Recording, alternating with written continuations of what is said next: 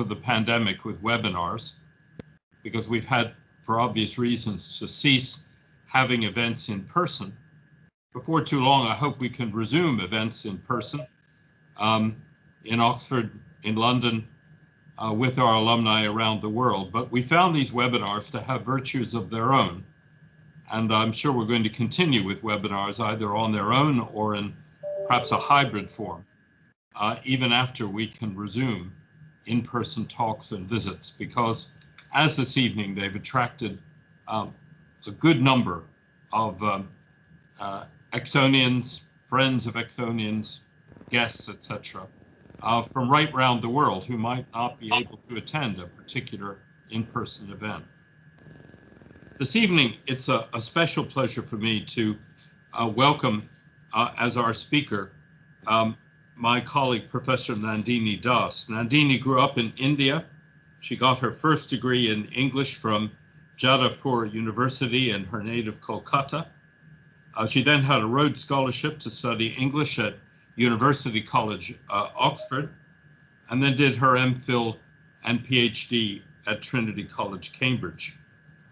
She was Professor of English at the University of Liverpool until October 2019, when I'm very pleased to say that we managed to persuade her to become a tutorial fellow in English at Exeter, along with her faculty and university appointment as Professor of Early Modern Literature and Culture.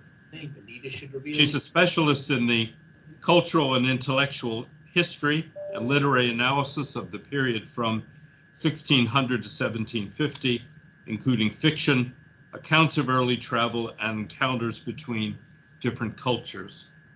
She has a wonderful publication record, and in addition, has an admirable record in outreach to the broader community, including a lot of work on radio and television and in the broader press, not least as director of her TIDE project, where TIDE is an acronym for Travel, Transculturality, and Identity in England from 1550 to 1700. This evening, Nandini is going to speak to us, and you can see that the background that she's provided, for those of you who can see her on her screen, is very apt. She's going to speak to the subject, The World in a Box, Cabinets of Curiosity. And when she's finished her presentation, we'll have questions and answers using the hands function in Teams. But Nandini, you're very welcome indeed. Over to you. Thank you, Rick. I hope everyone can hear me. And I must say, one of the great advantages of a virtual meeting like this is that I can at least make one of my dreams come true, which is to physically occupy, seemingly at least, one of the greatest 17th century cabinets of curiosity. Those of you who can see me on your screen may see that I've got a background which is essentially an etching of one of the greatest early 17th century cabinets or collections of the Danish scholar Ole Worm. So Worm's Cabinet of Curiosity in Copenhagen was one of the biggest collections of the period.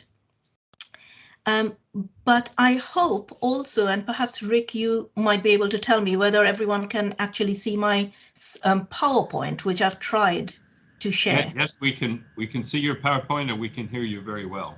Wonderful. Okay, so I'm going to be talking a little bit about something that has fascinated me for a long time in connection to my research on travel and human mobility in the early modern period, both outwards and inwards into England.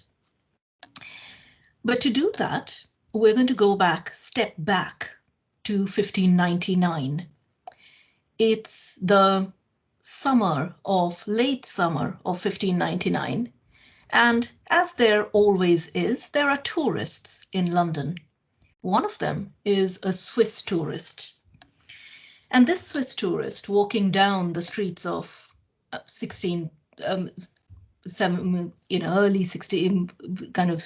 early modern London happens to step into a TARDIS in a perfectly normal house in Kensington.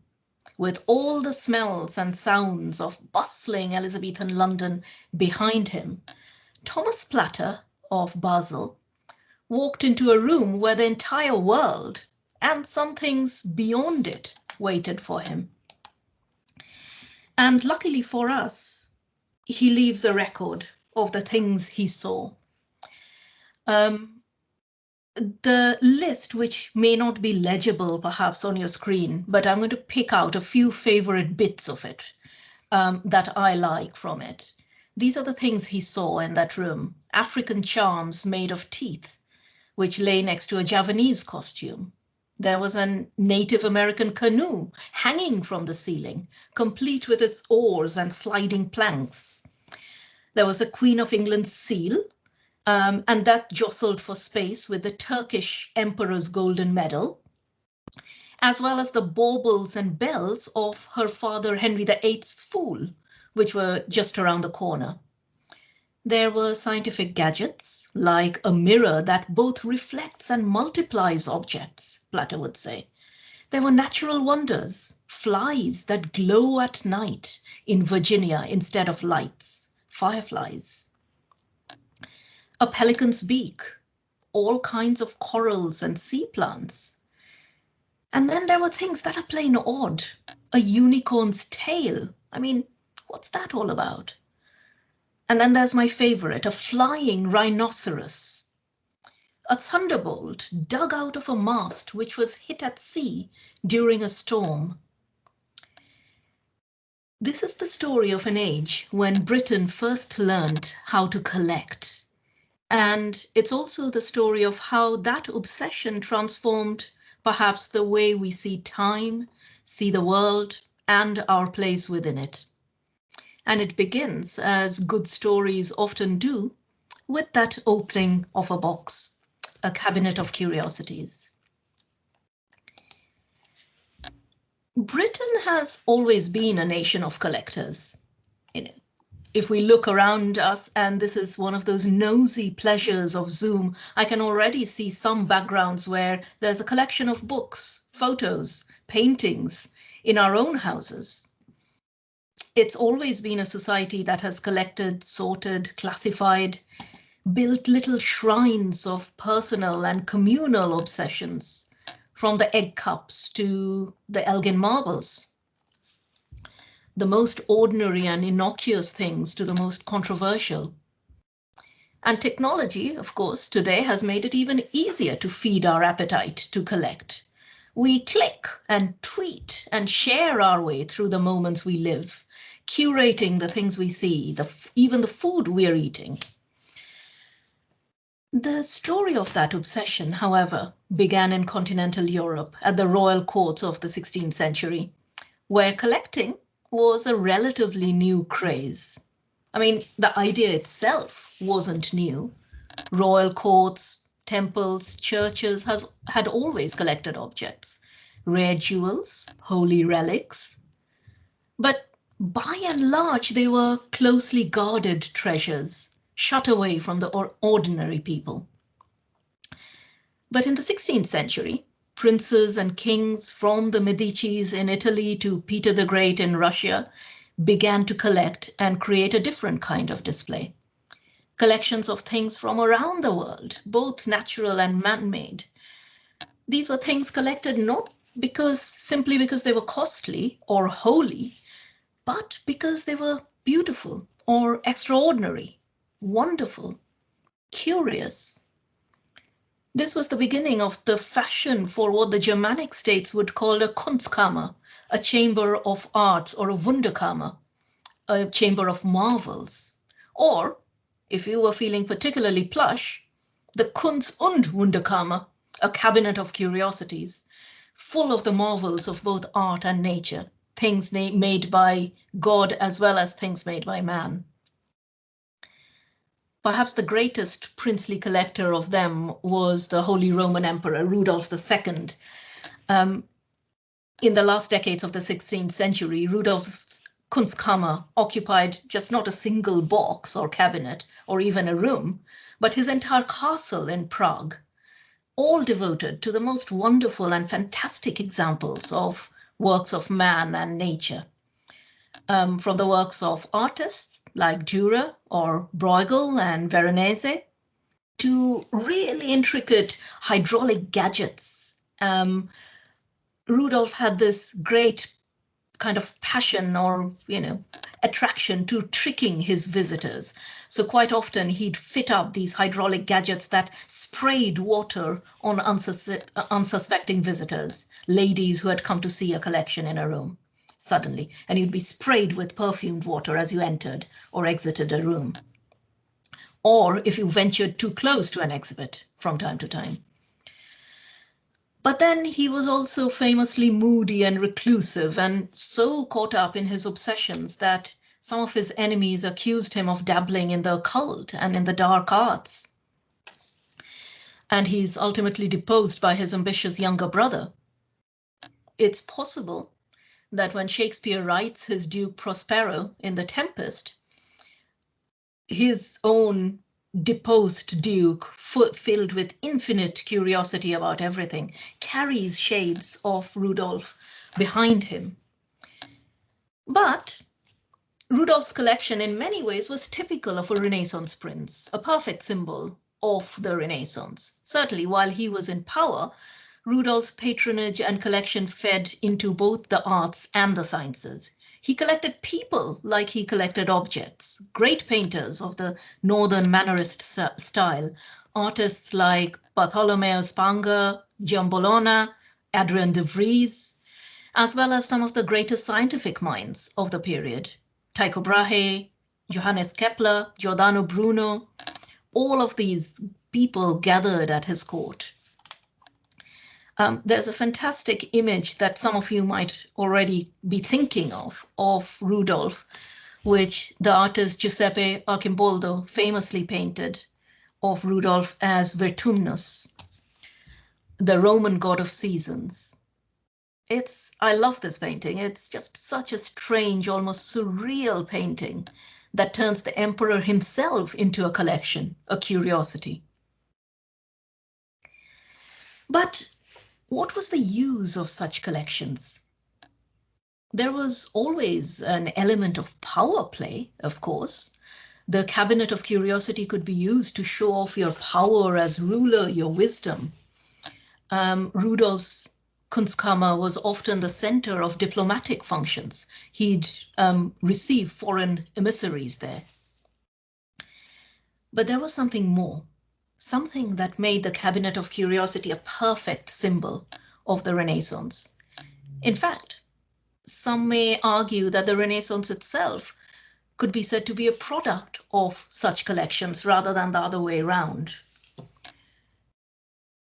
In many ways, the Cabinet of Curiosities, I'd suggest, is a part of a culture that was both struggling with and luxuriating in the possibilities of a new age. An age of information, of technologies that made communication easier and information much more readily available at your fingertips. Copia, plenty was the buzzword of the day, in art, in language, in style. And Renaissance collectors constantly raid both time and space to get their hands on it. They dug into the classical past to recover bits and pieces. A foot here, an arm there, little slivers of time that are captured in objects and texts. Then there was travel. There were, of course, in the middle of their own Big Bang, a world that had drastically expanded in this age of voyages and discoveries and occupation. A famous image, I think, that really pins that down in a sense is this one. This is an image that in 1620, Francis Bacon, the famous early modern scholar, selected as the frontispiece of his hugely ambitious attempt to reorganize all knowledge, the Instauratio Magna, or the Great Restoration of Learning. And what you see on your screen is a sailing ship caught just at that moment when it is about to go beyond the Pillars of Hercules, the legendary boundary of the known world. And Bacon's book, of course, is Renaissance scholarship at the frontier of the unknown, poised on the threshold of a tantalizing world, of uncharted spaces, infinite knowledge, undiscovered, just waiting to be found. The Cabinet, of course, is the counterpart of such great encyclopedic books of the period. Its aim wasn't just to discover and possess. It was meant to inspire the viewer to make connections in that sea of information, to give meaning. In some ways, the Cabinet could act as a kind of mental lab, a kind of conceptual lab in which relationships between things could be contemplated. Athanasius Kircher, the famous Renaissance scholar, built a really large Wunderkammer at the College of Jesuits in Rome. And on the ceiling of that particular Wunderkammer, he had a phrase inscribed which said, "Whoever perceives the chain that binds the world below to the world above will know the mysteries of nature and will achieve miracles." If God's design was coded into every object in the world, then in the right hands, that message seemed to be saying the Cabinet could be its enigma machine, the key to breaking that code.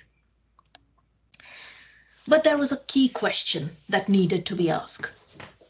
Who was going to do this decoding? Who had the right, or indeed the ability, to see that chain of connections? And this is where that collecting fever in Britain, in England rather, at the time, becomes particularly interesting.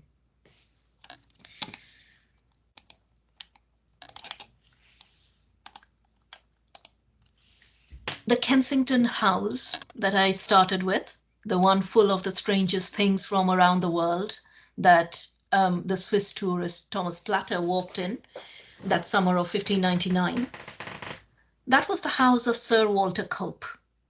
Now, Cope was rich. He owned lands and estates all around Oxford, actually, and in Middlesex, but he certainly wasn't a prince. He seems to have been one of those administrators who make themselves indispensable to the powers that be. So, for instance, later on, he would act as an informal advisor to King James I. He's one of the first people to give the king, who was pretty cash-strapped at the time, the idea of introducing a lottery, the first national lotteries in England.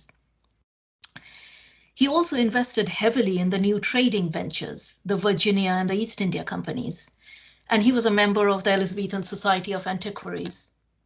And his collection is part of a very English trend, one where the principal actors weren't kings and queens, although they had their own collections too, but ordinary people, usually from the lower rungs of aristocracy and the middle classes, the middling sort. It is these communities who, during the late 16th and early 17th centuries in England, formed a series of highly influential collections, traces of which survive still till today. So what did you do if you were bitten by the collecting bug, but let's face it, didn't have a castle to play with? Well, you, I think my presentation might have been outsynced by someone else. But hopefully, am I back, Rick? Back on screen now, Nandini. Excellent, thank you. So, as I was saying, we have a problem now when we move from kings who are collecting or princes who are collecting to ordinary people, the middling sort, making their own collections because, you know, space is always an issue. What do you do? You may do with a room in your house or with clever cabinets. And one person who really thought about this was the person on your screen now, John Evelyn, the famous diarist and collector. Evelyn wrote on everything from coin collecting to gardening to navigation and a book on salads, which is pretty handy. Evelyn's are classic cabinets of curiosity. They're magic boxes full of little interior drawers and little cubby holes. Closed, they give off a sense of control and order. I sympathize with Evelyn on this because it's exactly the kind of sense of control I get when I can put all my research in neat box files and put them off on a shelf. But once we open those, it's a different world altogether. They are worlds in miniature, complete with its many contradictions and paradoxes, little cubby holes that you can pull out that open up new worlds for you. The Kunstkammer, in a way, is a microcosm. It's a miniature world. How, even if you had a cabinet like this, would you organize it? Well, the first step could be to divide things into two groups, natural and artificial. Then you could subdivide them further. Natural things into the living and the non-living, the artificial into art from antiquity, and those produced by contemporary artists. So both diachronic and synchronic organization of knowledge. Religious objects and relics were often a third type. But something crucial happens when ordinary people start collecting. The collections change as well. It makes sense if you think about it. A scholar or a doctor might not be able to afford the treasures which princes and kings gathered, so their collections often focused on things they could access, natural objects, exotic things collected by merchants and travelers.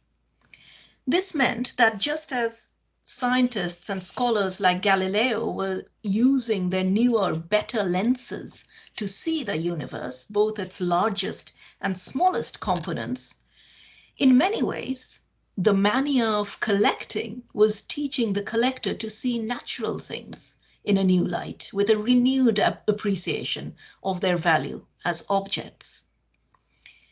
In his essay on experience, the French philosopher Michel de Montaigne famously reflected, and he says, "For in my opinion, the most ordinary things, the most common and familiar, if we could see them in their true light, would turn out to be the grandest miracles of nature and the most marvelous examples, especially as regards the subject of the action of men." The fashion of cabinet paintings that allowed artists to display their virtuoso still life painting allows us to see what some of these collections could look like. This is one of them. I rather love this painting by Franz Franken the Younger. It's painted in 1617, called The Cabinet of a Collector. And as you can see, it's full of all kinds of things. In the foreground, there are shells that glow with luster next to a tiny little Roman votive lamp. Golden coins tumble out of their container. In the background, a sword hangs next to two odd-looking fish. There are paintings and papers everywhere. Let me see if I can pull up another one. This is another, Johann Georg Hinz, who painted quite a few cabinets of curiosity. This is a much later one, though, 1660. Again, full of ivory and coral and guns. And in some ways, the cabinets can be a little kind of almost map or a reminder of how far the world was expanding for Europeans in this period, when Asian objects begin to make their appearance as collectibles. And there is, of course, a whole different story to be told of European objects collected by Asian collectors as curiosities exactly in the same period. But how was one supposed to see such a collection? Collectors made those connections. They also made deliberate juxtapositions. They could take things out of their natural habitat and context and place them in a different one. The cabinet was meant to be a mirror of the world, but it was also a mirror of you, yourself, as a collector. You could make it tell a story about the way you saw the world. An ostrich egg next to that of a cuckoo, or the bones of a whale next to that of a sea mouse could allow you to play with scale. You could use your corals and your pearls to display your awareness of a particular part of the world. You could frame your Chinese porcelain in silver and make that tell a different story. In a sense, a Cabinet of Curiosity told the story of the world that you wanted to reflect.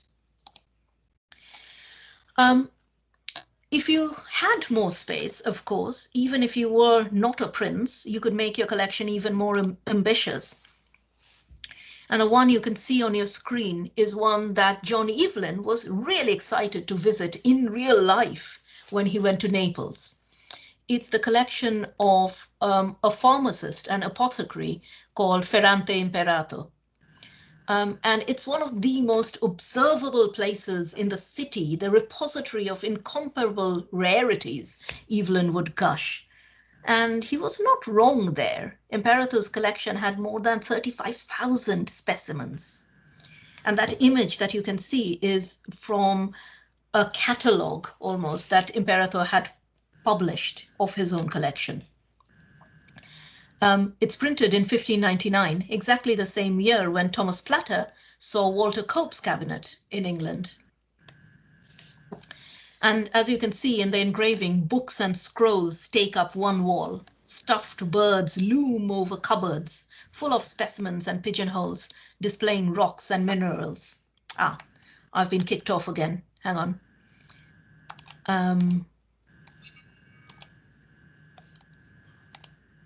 I think if someone else starts sharing screen, it automatically kicks off my one.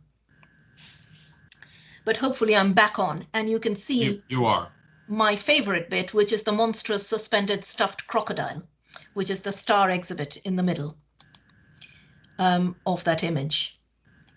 But there is also a clue here pointing to another crucial change that's happening, and that's that figure with a stick, if you can see, right in the corner, pointing to the stuff.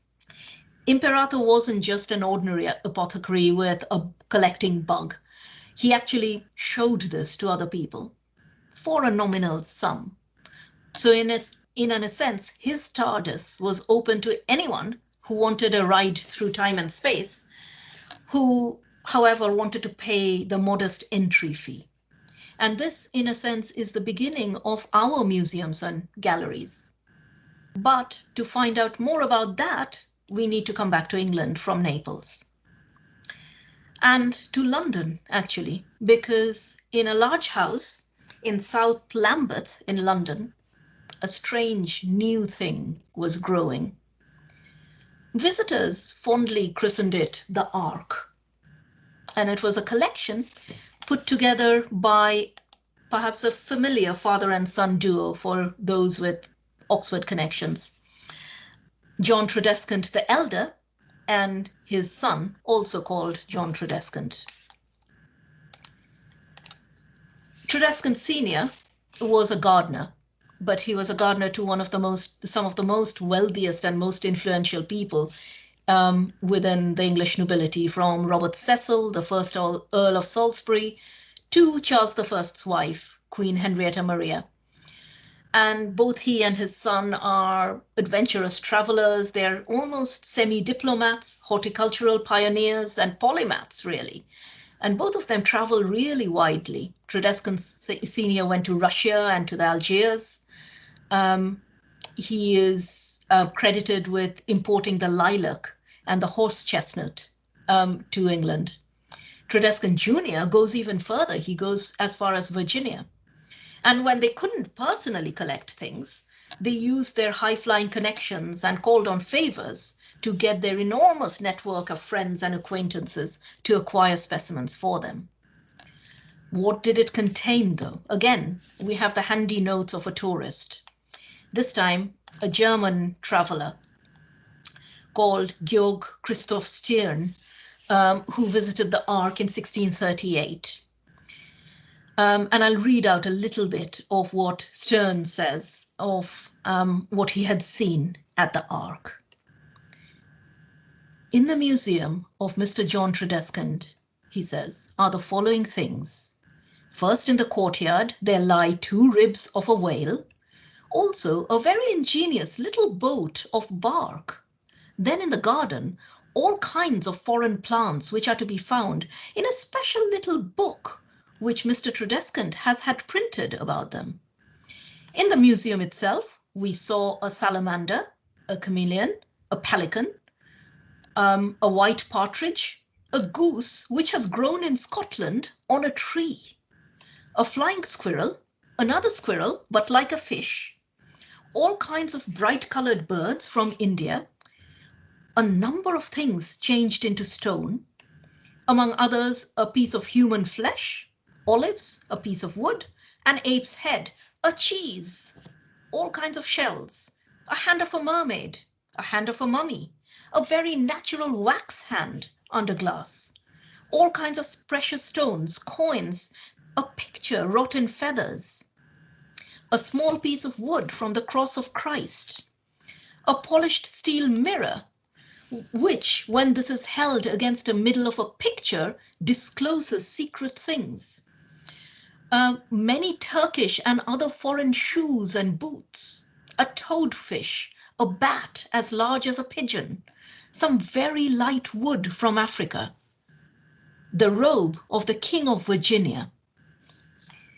It's the last of these, Powhatan's mantle, still displayed at the Ashmolean, that I like the most.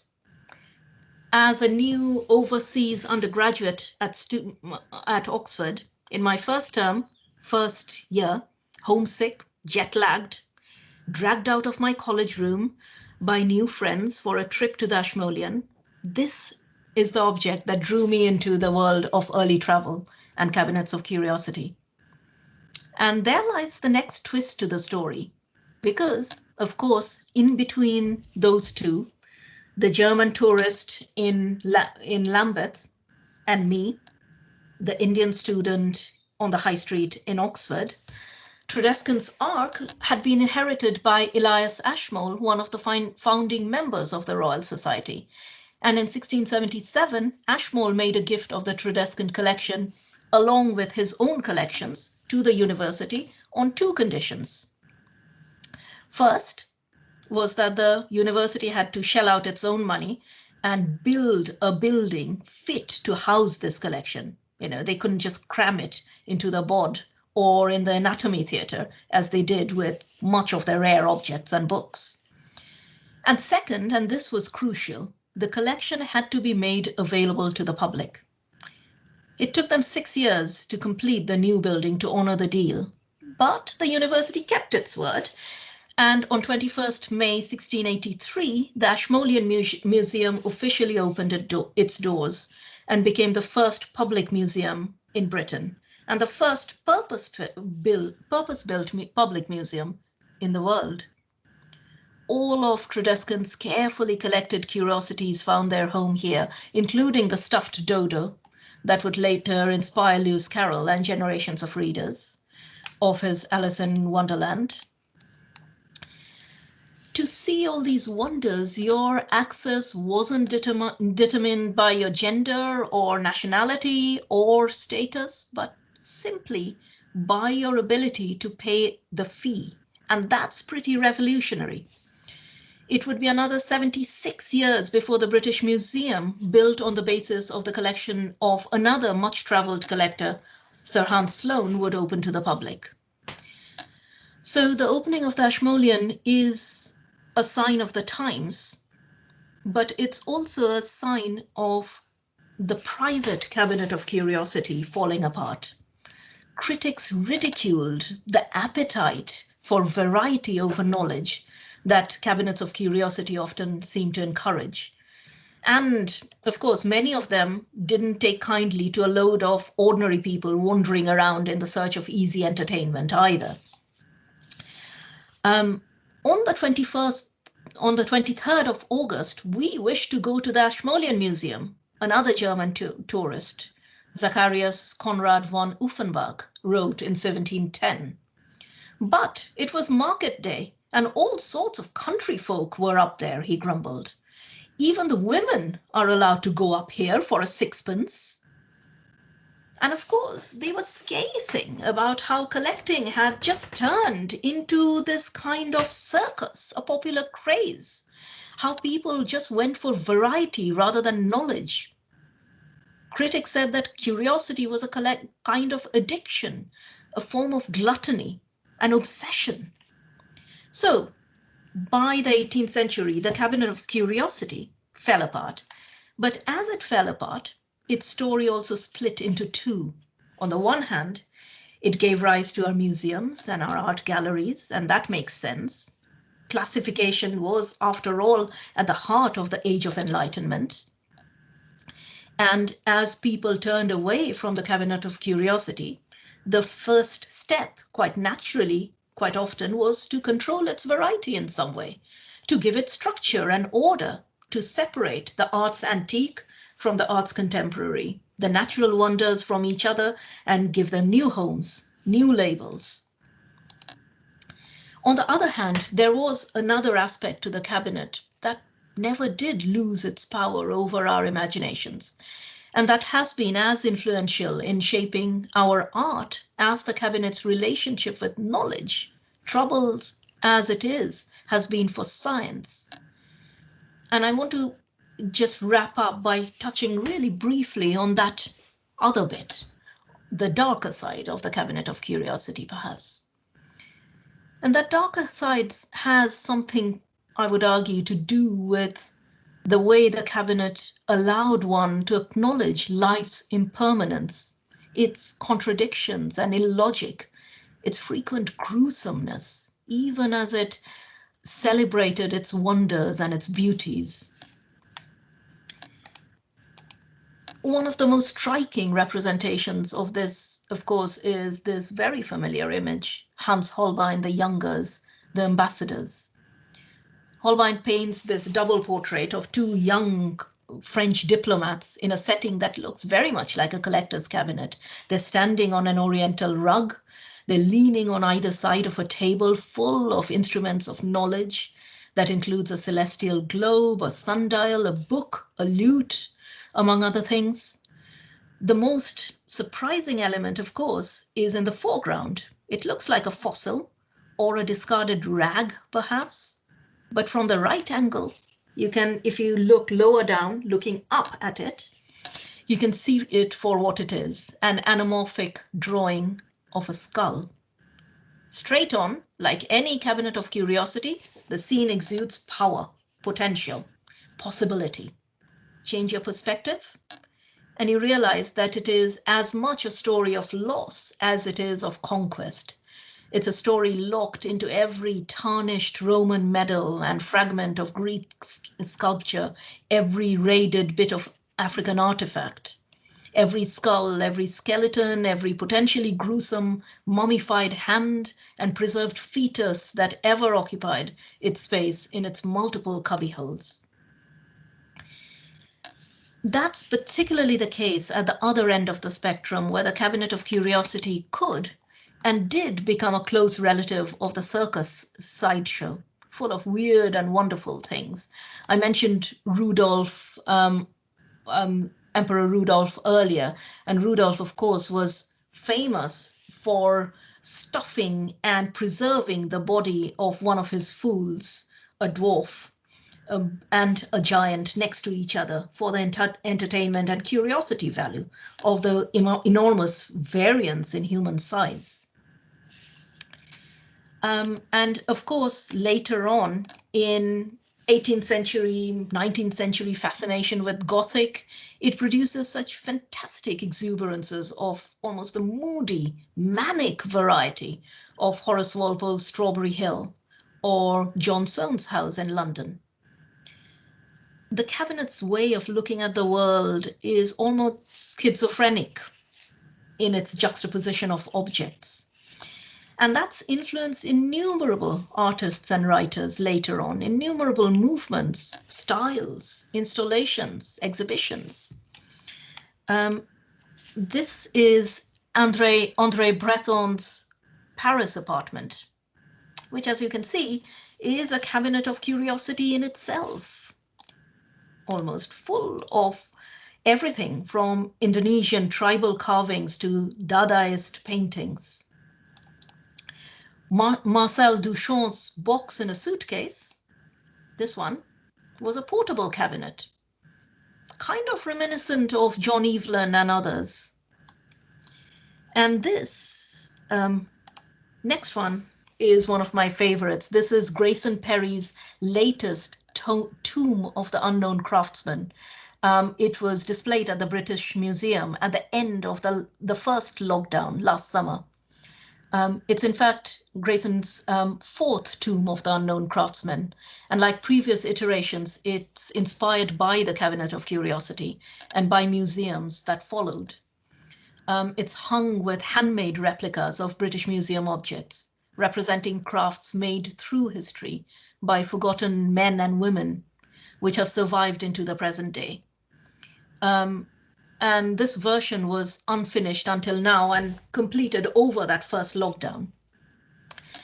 And Perry's installation is a sign, I think, of a resurgence of interest among artists about the Cabinet of Curiosities in recent years, and understandably so, I think. For what is the cabinet, if not, above all, a way of looking at our relationship with the world around us? Looking at the intransigence of objects that refuse to be gridlocked into a grid, whether it be in a museum or on the screens that we are all peering into now.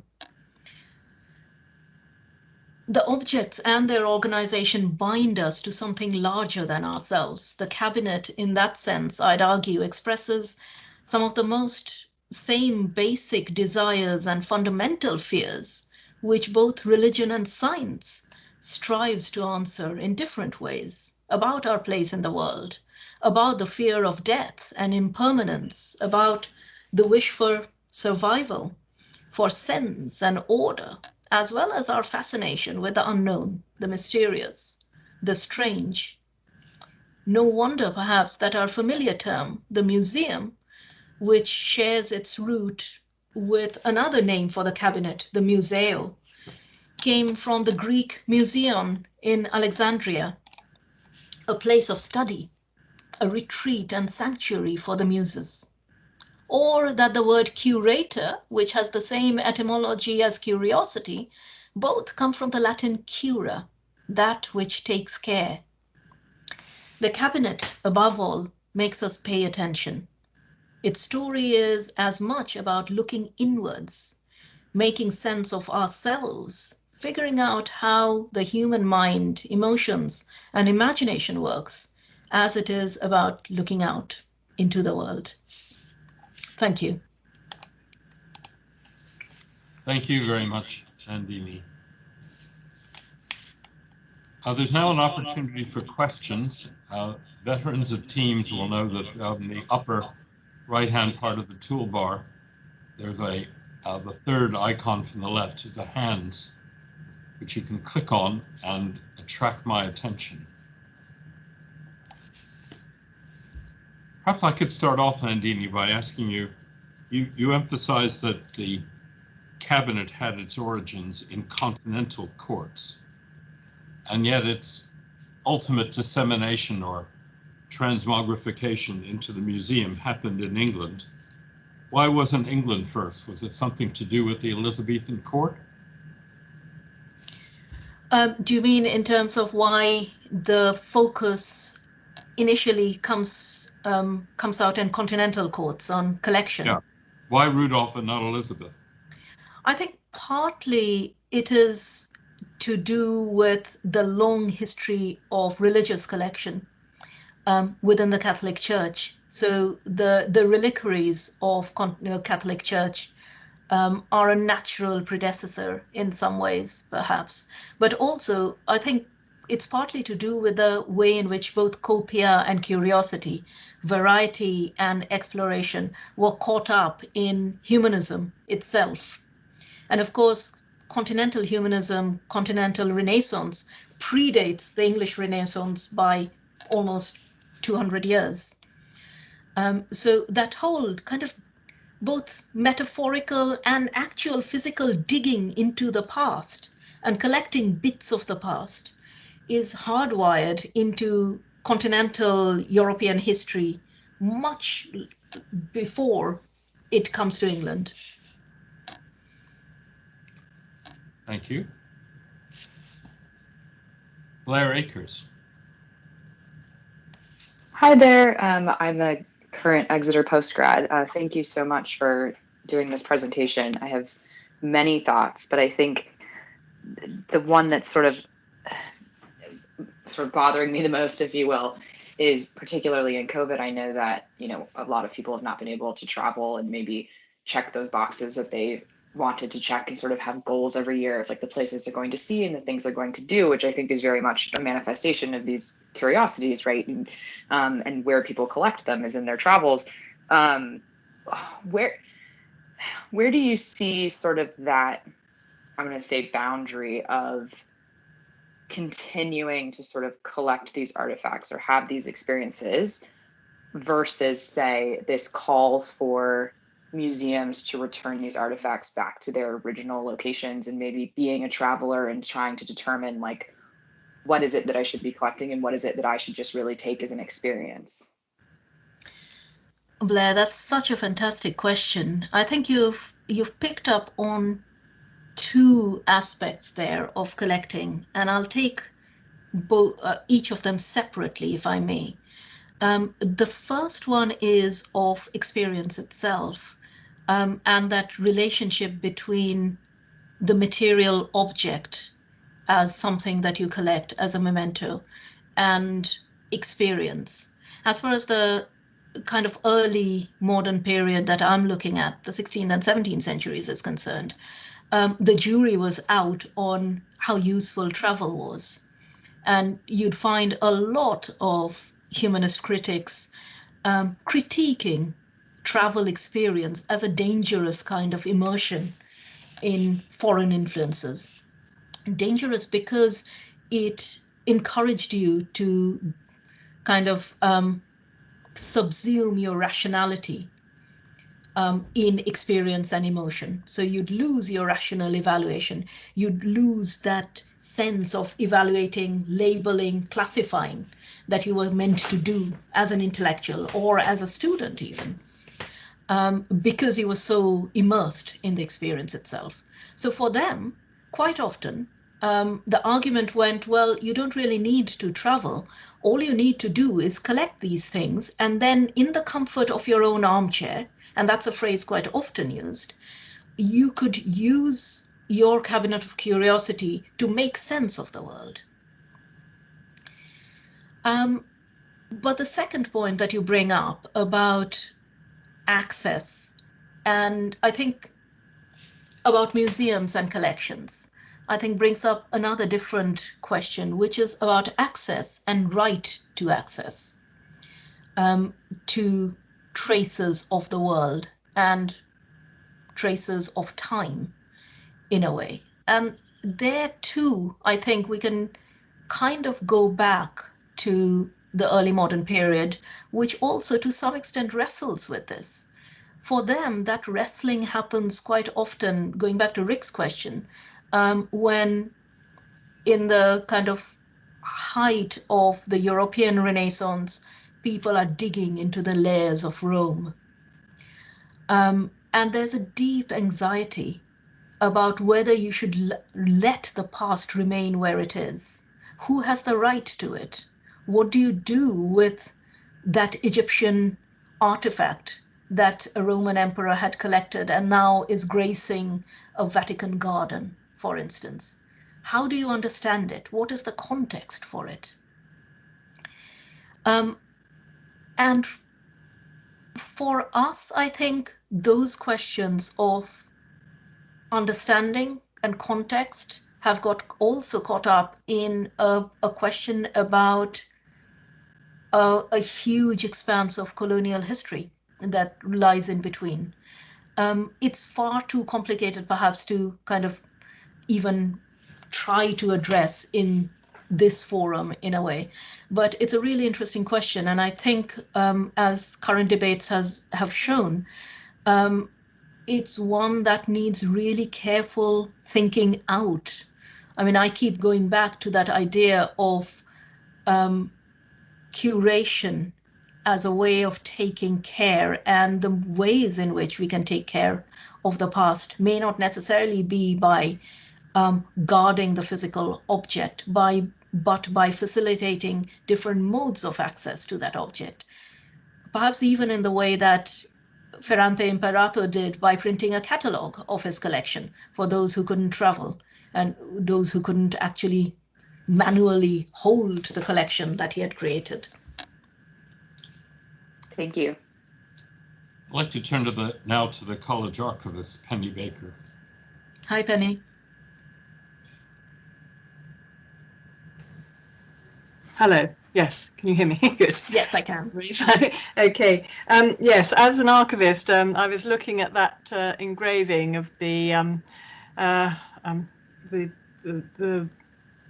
cabinet where there were the stuffed birds standing over the manuscripts, and was somewhat horrified. But I was actually following on from you say you mentioned a catalogue that was produced. I was wondering whether there's any evidence of the private collections having been catalogued in any way. There's the impressions from people who've been to see it, but not a formal catalogue. Were there any of those? And the other thing that the rider for that is whether there was a sort of trade in the curiosities, or whether they were collected personally by the collector. So I don't know. Yeah, no, fantastic questions, both of them. The first one is probably the easier one to do, because the second one I'll get carried away by, so you must shut me up. There were catalogues. Ferrante's kind of catalogue is one of the earliest ones, but we know that Worm's Cabinet of Curiosity in Copenhagen also has a list. When Tredescan's, Elias Ashmole's relationship with the Tredescan collection is a hugely thorny and contentious one. And there's a lot of question about whether Ashmole really had the permission to simply absorb that collection. He starts off by offering to catalogue it, interestingly. Wow. So Tredescan Jr. says, when the catalogue of the Tredescan Ark is published for the first time, his preface to it thanks Elias Ashmole for his help in offering to catalogue his father's collection.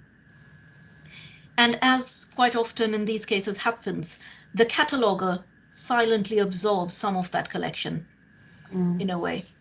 And of course, afterwards, when both the Tredescans die, Ashmole gets caught up in this contracted, huge, long kind of debate, legal battle with Mrs. Ashmole, Mrs. Tredescan, sorry,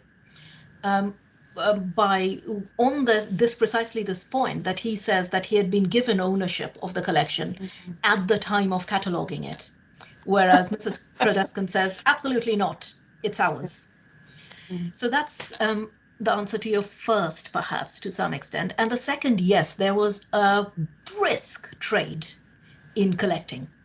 You didn't have to necessarily step out of England if you wanted to collect. All you had to do is just trot off to the Royal Exchange in London. And England's first multi-level supermarket would provide you with everything from Canadian fur hats to Native American clay pipes, tobacco pipes, that you might want. And if you didn't do that, and you had the kind of connections, you could always do the kind of thing that a lot of aristocrats of the period did, which is write to your friends posted abroad. So East India Company and Virginia Company factors or merchants are constantly collecting curiosities to send back home to their friends. There's a moment, I'm writing a book on the first English ambassador to India, Sir Thomas Roe, at the moment. And there's a moment where Roe writes back to his patrons in England and apologizes heavily, saying that he hadn't realized how expensive things were going to be in India. He says, I had thought that the whole of India would be a china shop from which I could supply your demands. But I can't actually afford things. Things are more expensive here than they were at the Royal Exchange. So you're better off buying your things from there, actually. Yeah. Gosh. So yes, there is a brisk market. And also presumably the opportunity for fakes and oh yes, there's yes. fantastic. So if you have a spare moment at any point, look up this thing called a Jenny Haniver, which is a dried mermaid. They were collected as dried mermaid carcasses throughout the 16th and 17th century. They're basically dried flying fish. Yes. Stretched out to look vaguely human.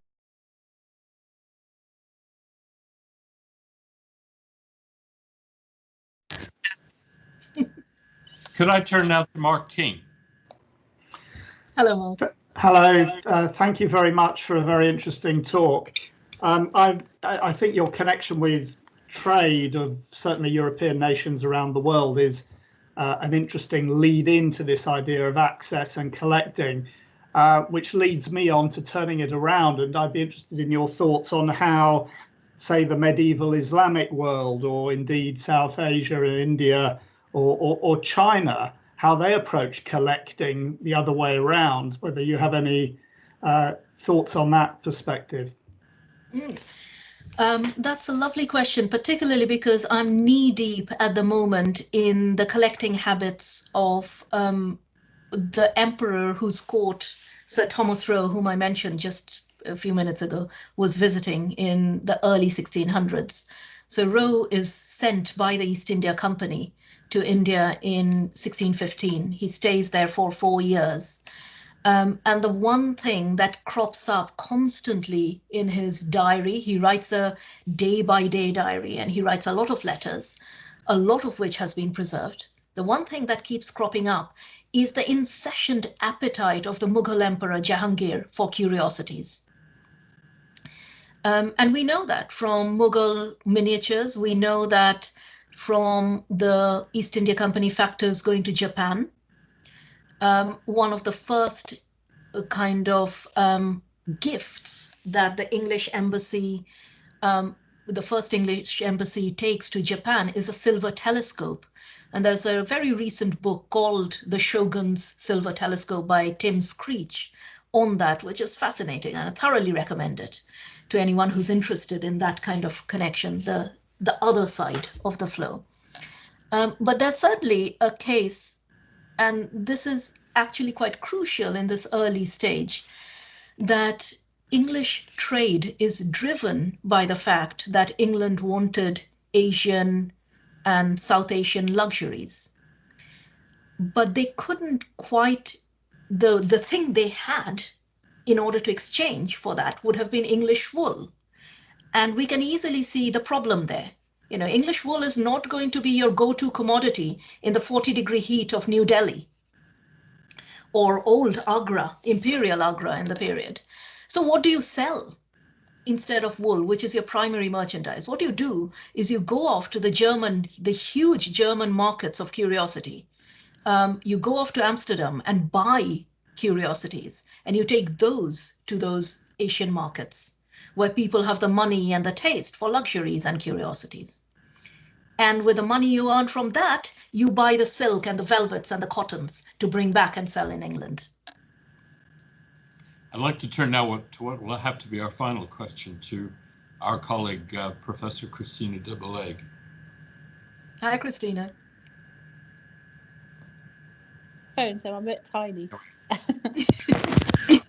Nandini, I had to skip out for 10 minutes in the middle, so I really apologise if my question was answered. I was really struck by the distinction that you said that some contemporaries were making between the sort of overly immersive travel and a more rational curiosity exploring objects at home. Because as a kind of historian of the 19th century at the moment, there's a lot of work being done by my colleagues, which is interested in objects precisely because of their kind of sensuality and what you can learn about the experience of how it felt to live in a different time or place, because you can kind of feel those objects. And so it was striking to me that the objects are positioned as kind of rational and non-sensual, as opposed to the travel, which is immersive and overly sensual. And I just wondered if you could talk about that. And I wondered whether it was part of an effort to distance collecting from a kind of Catholic tradition of sensual engagement with objects. That kind of effort to catalogue and to rationally be curious. Yeah, that's a really interesting kind of opposition. And I think, I find that with most of these binaries, those binaries fragment into even smaller oppositions when you kind of delve into it. So in this case, there's a basic opposition between travel and immersion in travel experience being problematic on the one hand, and the emotional distance that objects can give you on the other. But at the same time, there is also an opposition set up in terms of how you respond to those objects. So in a lot of 17th, early 17th, late 16th, early 17th century writing, for instance, it talks about the correct way of looking at these objects being important. So what do? Do you use it as a kind of affective immersion into another world or another time? Petrarch does that when he climbs to the highest points of one of the 7 hills of Rome and looks down on the thorns covering one of the sides of Rome. And he uses that as a kind of affective meditation on time, almost. But on the other hand, you have travelers who are actually delving down into that undergrowth, into the thorns, picking out the actual inscriptions and analyzing those.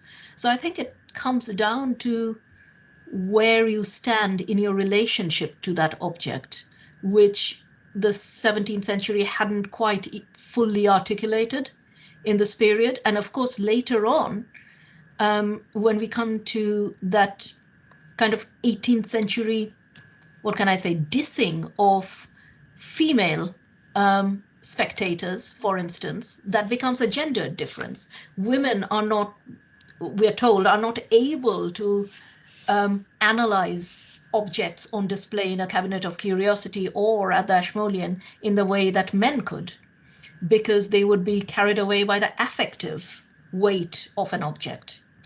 Whereas the rational male intellectual would analyze it in the proper way by classifying and labeling and categorizing. Well, we certainly haven't run out of things to ask you about, Nandini, but we have run out of time.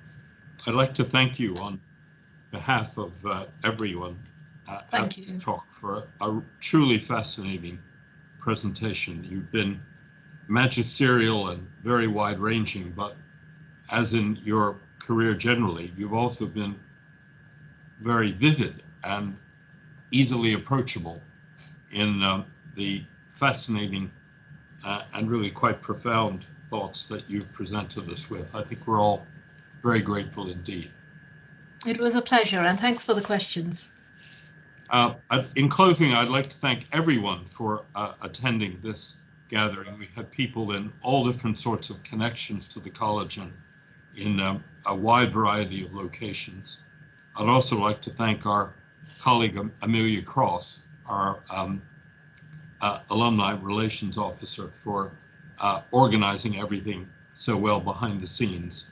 But above all, again, Nandini, we're very grateful to you and full of admiration for this talk and the learning that lies behind it. Thank you so much.